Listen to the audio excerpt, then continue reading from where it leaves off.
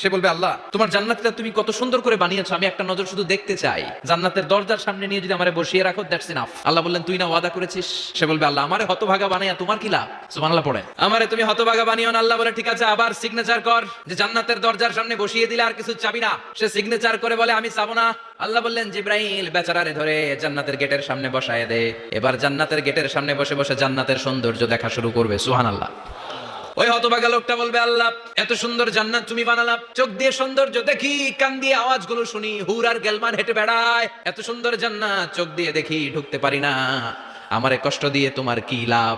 ও আল্লাহ আমারে তুমি মাফ করে দাও, জান্নাতের চিপার মধ্যে এক কর্নারে তুমি একটু আমারে জায়গা করে দাও। আল্লাহ বলবেন ওয়াই হাক ইবনা আদম, তোর ধ্বংস হোক হে আদম জাত, মা আগদারাকা, তোর চেয়ে বড় গাদ্দার আমি আমার সৃষ্টিকুলে কাউরে দেখি নাই, কারণ তুই আমার সাথে চুক্তি করিস আর চুক্তি ভঙ্গ করিস। আল্লাহর রহমতের দরিয়ায় তখন জোশ খেলে যাবে, ওর আকুতি মিনতি চাহনি আল্লাহর